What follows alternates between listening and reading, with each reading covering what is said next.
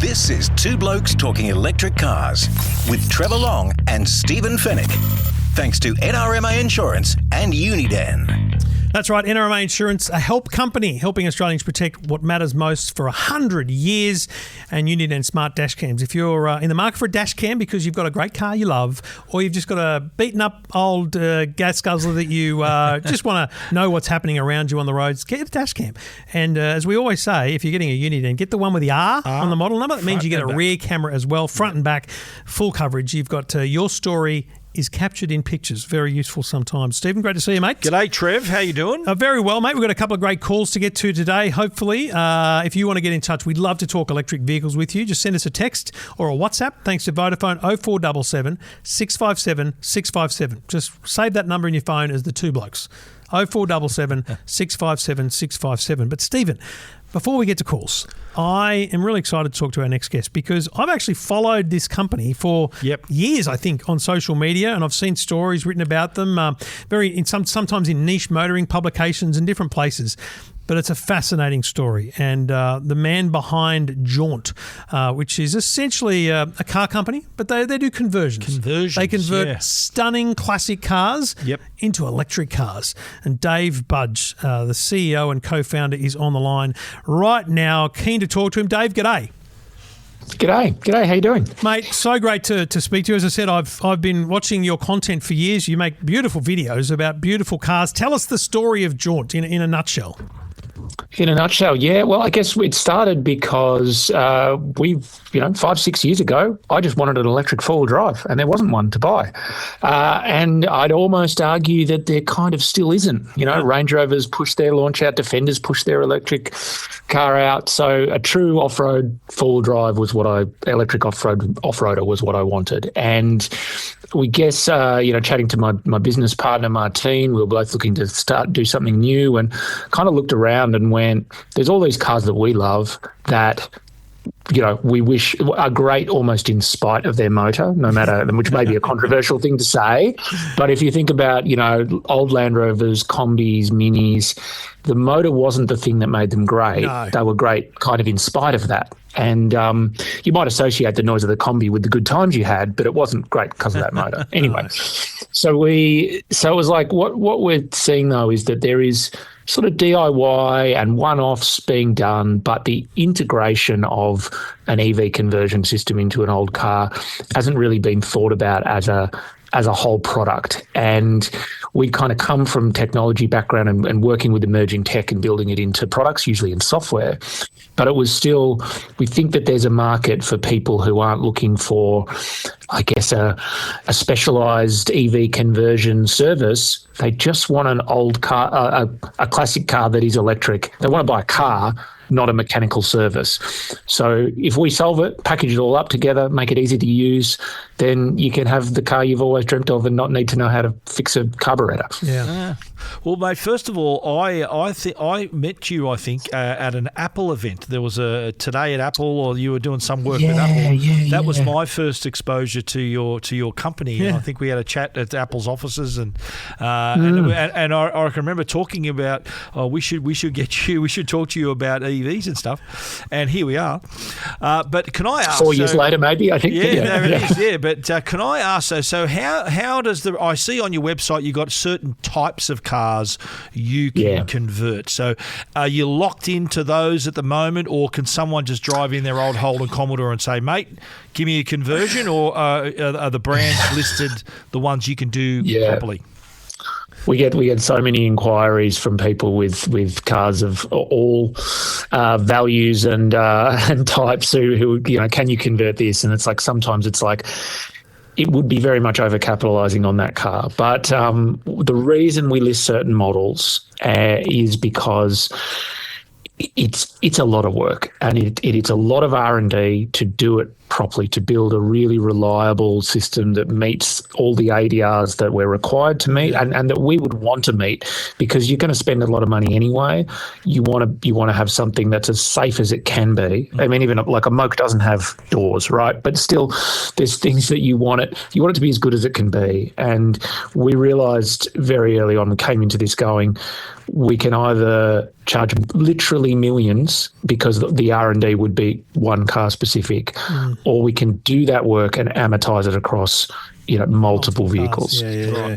Because it's just like a car company does, right? But it's exactly. Scale. And I think you're also creating a brand reputation for yourself. If you follow or come across your content, it's very much. It's a classic car, but they're a specialized classic car because it's not just a Jaguar E-Type. It's the people that love a Defender, an old Land Rover or a Mini, it's a very unique type of person. But also, I would argue, they're at a stage of life where they probably have the disposable income where they're less screwing you on the price and they're more, I just really want to have this experience again, And you mentioned ADR, the Australian Design Rules. I found it fascinating that you showed a video I saw recently of a Land Rover, and you're actually making them essentially safer too by adding support and side crash intrusion that didn't exist on the original car. So you're doing more than just the electrification in some cases too. Yeah, absolutely. It was a big. One reason we started with Land Rovers was that if anyone's ever driven one, you might have great memories, but they were objectively a terrible car. Bad steering, bad acceleration, bad brakes. So we knew that we could go in and not just make the throttle pedal go faster, that we could actually make a better car. And because if we're already committing the sacrilege of modifying it by putting an electric motor in, why would we be beholden to keeping the bad drum brakes that maybe work, when they're first adjusted, but you've got to adjust them every 2 weeks? Who wants that? That's not why you buy an electric car, right? Yeah. So we looked at it and went, okay, we know that what our customers really want is they want to have this as a replacement for their normal car. We just had a customer who delivered a Land Rover to Sydney, and he sold his 2013 Honda Jazz and got into a Jaunt as his daily driver. Wow.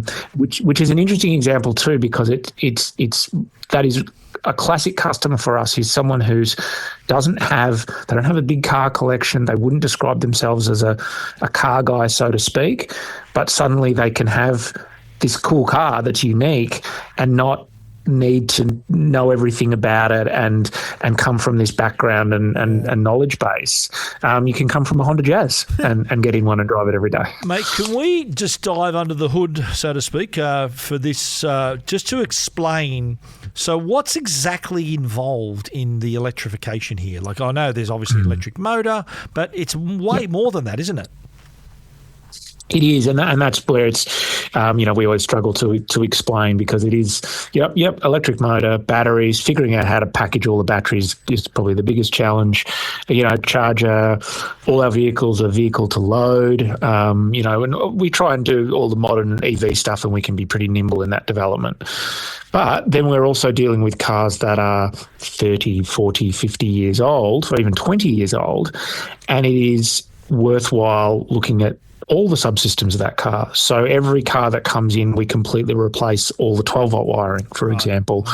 We know that if we're the last people to have touched the car and we're the electric specialists, if you've got an electric fault, it's pretty bad form for us to say, that's not our problem. We are selling you a finished car. So upgraded 12-volt, which is all using power distribution units, so computer-controlled kind of fuses and relays. We are upgraded, all the lighting becomes LED lighting. We put electric power steering in everything. Almost all the cars we do air conditioning and heating. So even your 1950, 58 Land Rover that we've built, that'll have air conditioning, heated seats, heating. It is an old shell, but it is what do you expect a car to do in 2025? Yeah. And I guess one way that we describe it would be, we're kind of trying to build the cars that you imagine them to be, not the reality. If you are like, old Land Rovers, I've got such great memories, you go and get in a 1950s, 60s Land Rover. I regret it pretty quick. Yeah, right? But so you get in a car and you forget, old cars didn't have dome interior lighting. Old cars didn't have all, sound systems that, okay, so we've got immobilizers, we've got lighting that comes on when you turn off the car and fades out after 30 seconds, like tiny little features that ultimately, you say wow, right? But it's not no one's advertising that on their new car ads these days, but you kind of expect it. You stop your car in your driveway and then it's pitch black, and how do you find your stuff? So it's once we're looking at a model, and that's what's allowed us to do that. By looking at releasing a model at a time, we can look at the car holistically and go, what made this a classic? What do we want to keep in terms of feel or features? And what really needs to go because it's a remnant of the 50s or something. So, I mean, you're now looking at these Mini Mokes. It's obviously the latest model you bring. And I think Mini Mokes are just, I mean, my generation, it's just such a great memory of, beach times and things like that. And the concept of them are just crazy little things. And you're now bringing it up to standard, not just in electrification, but, seatbelts. Yeah. You're not putting doors on them, but you're coming damn near close. I'm not talking about financial business model. What's the business model? Is it to just have a production line where you do these things, or are you pretty much always locked into being a customer order build, in terms of time frame? Yeah, and I think that's a little bit of an Australian challenge in a way. I think of it if we were in a bigger market, a different market, the US, for example, you would perhaps go, we're going to build 100 of these, 1,000 of these. Right. And you could have an exponentially different price point, but you're committing to tooling up, and you'd obviously have to get investment, and you do that. So while we would consider ourselves having a production line because we work with certain models and we have a set process, we are building these on commission. You come to us and you say, hey, I'd like an electric moke, and you're either bringing the donor car or we're sourcing one for you, and we're building that custom. Yeah. And so how long, say I drive in my Porsche 911 or whatever car you're converting, from start to finish, like this wouldn't be an overnight thing. Like, how long does the process take? No, so if you've got a car that is already restored, great condition, and you want the same paint color and everything, it's probably like a 3-month process. If you're wanting one of our more sort of standard models, then that's probably 6 months. Sometimes people will come in and be like, oh yeah, I've got this Defender, but I'd also like a complete repaint, a complete redo of the interior and all this stuff as well. And that might be more of a year. Wow. A lot of that time is, which I mean, if you dive into hot rods or classic cars in general, restorations is accounted in years, but a lot of that time is sitting around and waiting. If you want custom things, we're dealing, there's shipping delays and all that kind of stuff. Right. But if you're driving in, say we've done quite a few, say minis, and we can turn those around in 2 or 3 months. And one of the biggest periods of waiting is just for the bureaucracy of here in Victoria, Vic Roads or Transport New South Wales to just sign off. Here's the new surrogate engine number. Right. Here's this approval, and we've checked this, and we do the brake test, and we do all the little bureaucratic pieces. Right. So we can have finished the car, and it's quite a few weeks before you can take delivery. But that's just what we're going to jump through. Dave, I've got a lovely wife who's not very forgiving when it comes to my desire to own 2 cars. But let's say she's in a good mood tonight, and I really want a Mini Moke. Like, mate, I got to tell you, that one, I'd love a Landy, mate. I'd love a Mini. I wouldn't mind a Combi, but geez, the Mini Moke, there's just something about it. I mean, where am I telling her we need to be money-wise? So we would say on our website, they're about from $140,000 for the conversion, and what that includes is, that's all the EV stuff, motor, batteries, charger, all that stuff, but it's also brakes, suspension, new electric power steering, all new 12-volt, new gauges, new shifter, like all of that stuff. Yeah. But of course, then you need the car. So a donor moke, as we'd call it, you might find one. You might find one for a great, perfect condition, perfect restored, looks beautiful, and that might be $30,000 these days. You could also find one for $500, but then you'd need to put a lot of restoration effort into it. Right. So the thing we kind of work with customers on is, if there's a car out there that's already the colour that you love and the interior that you love, someone else's hard work and money in restoring that is the best value you're ever going to get. You can make. But if you want something completely custom, and most of the time the people are looking for that to really, you can choose all the colours of the rainbow or any of the colours or all of them. Start with something that we can then really craft from the beginning, and obviously that can double the price, in custom interior, all these other things. Yeah. Wow. Before we let you go, keen in your view, because I sound like a fanboy, but I saw you driving an F-150 Lightning, delivering a car up a freeway, and so just general views on the Australian electric vehicle landscape through charging infrastructure and what you've seen, even in bureaucracy. Where are we? Are we in a good place now, looking forward, or are we still got some ways to go? I think we do, but I think you can see it just around the corner. That delivery you mentioned, I was using an F-150 Lightning to tow one of our Land Rovers. So it's like a brick towing another brick. The aerodynamics weren't great. The range wasn't great. It is not the right car for that job, but it was an interesting experiment. But what you see doing that Melbourne to Sydney drive, if you're in a Tesla, you charge once. If you're in an F-150 towing a Land Rover, you charge like 5 or 6 times. So you're very conscious of every bit of charging infrastructure and the amount of I'm plugging into charge here and there's 2 charging bays, but over the road there's 24 chargers about to be commissioned. Yes. That, I think, is when people start, a big thing for people who've never driven an EV or thought about it is, where are the charging stations? And the answer is they're kind of everywhere, you just don't see them. And I think the bigger they are, the more visible they come, the more people are aware of that. And I think then things like the BYD Shark, the GM Grey Wall Cannon Alpha, those hybrids start to show that the electric part of it is not holding it back. Like, this is performance, it's fun, it makes a great car. That kind of breaks down at the barriers, because you throw away the range issue, which really I don't think is much of an issue for most people. No. But it's gone, and you can see the performance, and it's just, this is just a better car. So good stuff. Yeah. Mate, fascinating stuff. We could talk for hours because you do some amazing things. I genuinely encourage people to have a look at your social media, because your videos are awesome. They're beautifully produced, by the way, and they're super informative. You've got an excellent presentation style. It's so easy to watch. It's a great journey you're on. I'm sure we'll be following you for years to come to see where this ends up for you and what models come next. But right now, you're bringing the mini mokes in, and it looks super exciting. Jaunt, Jaunt. Follow them on socials. And Dave, mate, we really appreciate your time.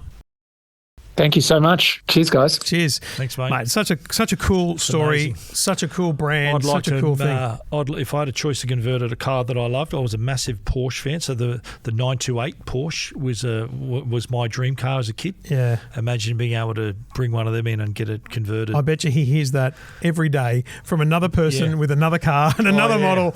Awesome stuff. All right, you're listening to Two Blokes Talking Electric Cars.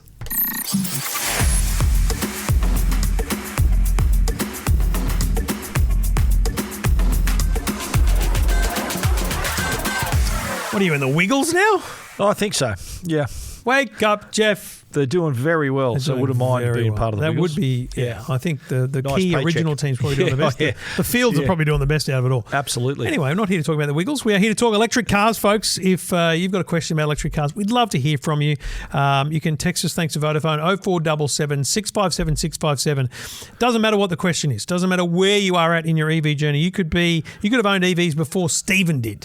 Okay? That's going back a bit. You could own more EVs than I do. I mean, it doesn't matter. You could be just thinking about it, and you've stumbled across. I often hear the word, Stephen, stumbled across your podcast.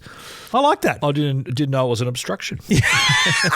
Whoa, stumbled. Oh, who left that lying? It's like a charging cable across the footpath. Trip hazard. Maybe that's what we should do, is put charging cables across footpaths with our podcast logo on it, and then not be liable for it. There you go. Anyway. They literally stumbled on our podcast. Yeah. Anyway, we'd love to hear from you. 0477 657 657. Had to think about that for a second. Anyway, let's go to your calls. Darren's on the line. G'day, Darren.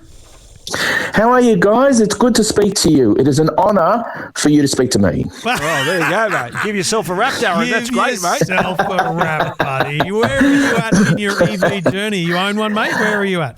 Oh, we do. Yes, we do. I say we, my family, my wife and I own one now as of about 3 or 4 months ago now we got one. It was an interesting story, probably about we had cars that are, we've got two cars, one for me, one for her, and they're probably about 15, 20 years old they were. And so we were looking at, obviously it's time to replace those old wind-up juggernauts. So we looked around, and at that stage I hadn't really researched EVs properly, but with all the advertising I looked at hybrids, and I said to my wife, maybe we should look at your hybrid and see that. And we'd had, she had a Hyundai and a Toyota previously, so we looked at Toyota and Hyundais, and it was okay, and she was sort of, okay with it. And at that stage, I was also looking at electric cars, and I said, why don't we go and look at BYD? Yeah. So we did, and she fell in love with the Atto 3. So we've got one of those now. Lovely. Nice. That's a good journey. And so did you test drove? Did you test drove any others apart from the Attos, or which one did you said you mentioned Hyundai and that before, but did you go Tesla? Did you go any other brands before you made your mind up on BYD? Not a lot. We went to Toyota, and they didn't, for hybrids, and they didn't really give us a great service. We went to, and that's another story. We went to Hyundai, and they showed us. My wife had the i20, and she was looking at one of the eyes, and they sort of said, "Well, we're sort of phasing them out a bit. Try the Kona." So we tried it. It was a bit big for our liking. This is, I guess, we've got a bit of a requirement, and some listeners might have this requirement as well. I have this feeling that newer cars are a bit bigger than they used to be. And so we have two single garages or carports, and the width is really important. So I was very concerned about getting a vehicle that's not going to fit in there. I mean, I looked at the Seal, for instance, and it's quite wide. It's a lovely car, but I don't believe it's going to fit into our, 30, 40-year-old garage that's just going to do that. So people have got to be aware of that. Yeah. Darren, I was only thinking this a day or so ago, because we've got a double garage on the front of the house. I converted half of it to an office. The other half's pretty much the kids' playroom. There's a desk in there with my Lego shelves and stuff. And I thought the other night, literally, I don't know, maybe I was in the shower or just lying in bed, I was thinking, there's no way we could fit the EV9 in there. Like, it doesn't fit a modern home, I don't think. So it's actually a really important thing to maybe measure the space between the poles on the carport, let alone the garage, Darren. You want to make sure it fits. And be careful, because I measured the width online, and I was a little concerned, does that include the mirrors or not? So I actually had to take my tape measure out to the car place and actually measure them out. Just to be sure. I didn't want to buy the bloody thing and bring it home and go, oh, jeepers. Well, answer the question. Does it include mirrors or not, the measurements that they give? I don't. Depends on the manufacturer, I think. I don't think it does either, and I wouldn't risk it. Yeah. Fair. So, you've got to be careful with it. And length as well, obviously, when you've got, we haven't got a problem with lengths, but some people might. Yeah. So just for people to be aware of that consideration when you're going out there. So that's why we went down to the 803, because it fit quite nicely, actually, and she's very happy with it. So how does this suit your driving? Do you drive a lot? Are you not a lot? You don't drive a lot? And also tell us about your charging situation. Well, I actually wanted to question you guys about that. We're suburban, Melbourne suburban, so we don't do a lot of driving, and I haven't taken it out. And actually, my fault, I actually got it down to 0% the other day by mistake. Yeah. That was a lesson. I have learnt now never to let it go under 20. And so the theory, or what I understand, is it's not like a petrol car. Like when you've got a petrol car, think about pouring water out of a jug. It sort of goes at the same speed. Batteries don't do that, especially under 20%. They go a bit faster sometimes, I believe. I think it might be your mind worrying more, but it really depends on how you drive, mate, and where you're driving. The battery colour changes colour too. Does the Atto 3, the battery colour? It does. There's a light, and I was only at a friend's up the road, and when I got there, it was sort of under 5%. And I got home. The interesting thing was, I got about, and I was sweating it here, but I got about 300 metres from home, and it went to 0. And what the car did was, I got some traffic lights, and I tried to take off. It wouldn't let me get past about 30k. Yes, because it was just, which is really interesting. It's like a limp mode, and there's not many people, to be honest, that can actually speak to this, but I have run out of battery in a car, the Hyundai Ioniq, back in the day when we were driving it up to Bathurst, and it went through phases. I actually can't remember what it was, but around 10% it went. We're disabling a bunch of things like air conditioning and the screens, and then at like 5% it went. Listen, we're in limp mode. A little rabbit came up or a turtle came up on the screen, and it wouldn't let you drive very fast at all. And we were on a highway, and so they're engineered to essentially try and get you home. So my question is, do you think the zero? It's like the old fuel gauge in the Seinfeld episode with Kramer. Is the zero actually a little bit above zero? Do you reckon? I don't know. As I said, I got to about 300 metres away, and I'm sure, I don't know if I was a rabbit's hair away or, a little bit longer. It's a bit, with petrol cars, we all sort of knew we got 10, 20, maybe 30K out of it when the orange light came on.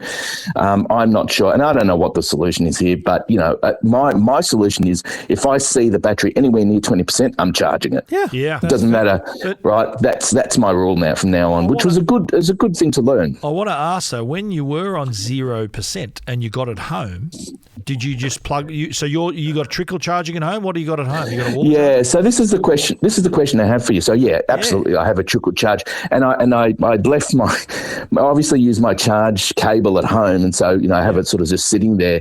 So I'd never put it in the car, but I am about to get look at solar, but I'm also looking at getting your thoughts on what I should get for chargers for home.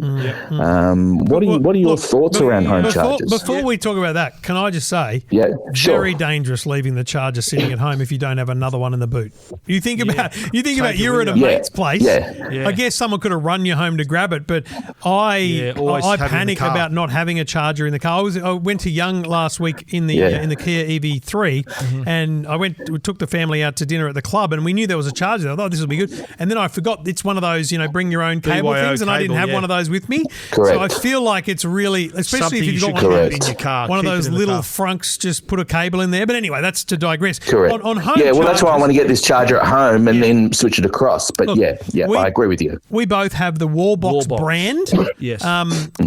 We got the Pulsar Plus or Pro. Yep. I think for the same reason, broadly, it does solar so that it can decide to just divert solar energy only into the car, or you can draw from the grid. But also, I just love the fact that it had an app and it's got good information. It was $1,500 or something. It wasn't cheap. It was a little bit more, I think, but there was also a thing you can put on your power board. So if you do have solar, it gives you the heads up to say, well, you're getting a lot of power through the panels. Plug your car in, which is that's what was suited both of us. Yeah, there are much more affordable ones. They sell them at Bunnings now, but you could definitely get away with $750 will get you. I think the Tesla one, EV Direct, the people that used to import Tesla BYD. Charge other ones? The Tesla home chargers charge other cars? Their trickle chargers work on everything. Yeah, right. And as do their wall boxes. Yeah. EV Direct, the people that brought the BYDs in for a long time, they're also selling some models.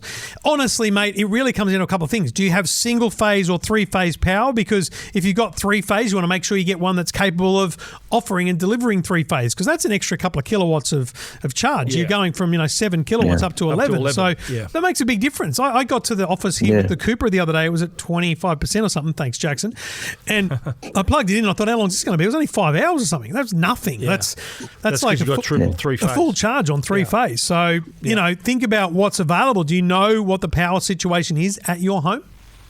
I think it's a single phase. It's a bit of an older home, so I think it is. But they're all good points. So I'm in the research. Manage your expectations then, because if you're single phase, as Trevor said, you'll only get maximum 7 kilowatt. But also, don't waste money on a 3-phase wall box. Get one that's made for a single phase. You're going to save money. There's obviously an installation cost, but I do think broadly, as long as you're buying in Australia from an Australian credited seller, so don't buy one of these bloody Chinese things from Alibaba or something, and you use a licensed electrician, mate, it really doesn't matter what you get, unless you want to build in a plan. So you talked about solar. Steve and I both have solar. So my thought, I bought my wall box before I had solar.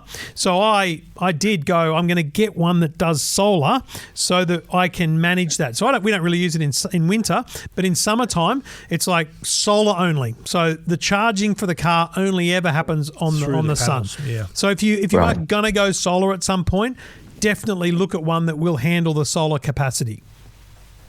Great. Yeah, that's excellent. Excellent advice. Fantastic. Good on you guys. That's fantastic. Are you thinking? You've got one EV. Are you when? Yeah. When you get the next one, mate? Probably next year. I'm still deciding. As I said, I like the BYD and it fits in the garage. And some of the other ones you guys have been looking at and stuff. And I looked them online, then look at the width and go, I wouldn't mind it, but I think it's too wide for my fitting. So I have to look around, decide. It'll be next year. What's the other car you're replacing? Out. So what sort of car are you looking at? I'm replacing a Honda CR-V, 2008 Honda CR-V. So it was, it's not that wide. It's about it's actually sitting side by side with the Atto. They're pretty sort of similar size wise from sitting side by side. So there's a few SUVs that we've driven, like the Zika and the Xpeng that may fit the bill. Zika X would be a good one to look at. I do think the EV3 is a great little car. Might be a bit smaller than you're used to with the Honda, but I mean, it's a funny thing. You don't really think about the width of a car in your daily kind of thoughts about a car, but you're doing the right thing there, Darren, mate. Absolutely. Congratulations on the Atto 3. Glad the family's happy, and we look forward to hearing from you when you're getting a second car, mate. No worries. Thanks, guys. Nice talking to you. Cheers. All the best. Good on you, mate. Great to hear from you. And if you, like Darren, have an EV, you want to ask a question about EVs, it doesn't matter what it is, you can get in touch anytime. 0477 657 657. We'd love to hear from you, Stephen. That's the fun part of the show. Absolutely. We want to talk to you. You are the show. All right, folks, get in touch anytime.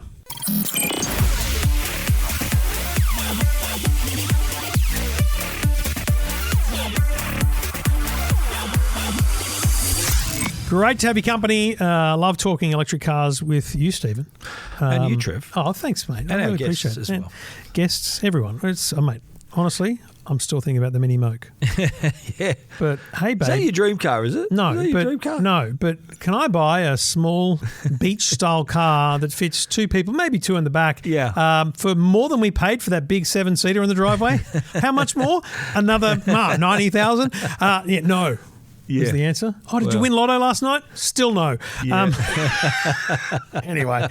No, that's, you know what? It's be a passionate purchase. It'd be something that you're very passionate about, feel strongly about, and you have to have it. You could sell some of your Star Wars rubbish. Exactly. Yeah, exactly. You know what? Enthusiasts, audiophiles spend thousands on speakers, and cinephiles have home theatres, and if you love your car, then why not? Might be it. Why not? Two Blokes Talking Electric Cars. Taking your calls, 0477 657 657. Let's go back to the phones. John's on the line. G'day, John. How you doing? Yeah, not too bad. Mate, great to have you with us. What's your EV story, mate? What are you interested in? Well, I'm at the point now where I've just sort of started looking. I've just got my solar set up on the house, so got the battery there. I'm kind of ready to go in that regard.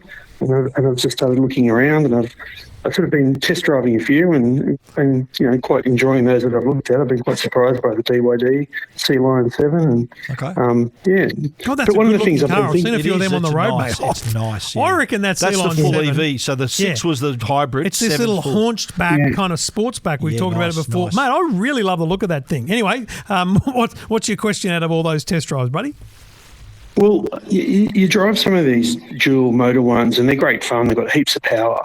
The single motor ones, I've got enough power, like probably more than enough power as well. But one of the things that I'm worried about is how you get the traction down onto the road on a single motor EV when, like, I find that with our Kia Carnival, sometimes you're turning into traffic and it doesn't have enough power. Like the traction control kicks in, you lose all your power. And how's that going to work out with a single motor in a massive heavy car? Look, I've not noticed it, to be honest. I actually used to notice in the Kia Carnival, because we owned a Carnival before the EV9. And, that's interestingly, I think it's front-wheel drive plus front-mounted engine. So you'd think you'd have weight on the wheels. But I remember in the Carnival, and we had the petrol version, you could get a bit of traction loss, shall we say, pretty easily at the lights and different places.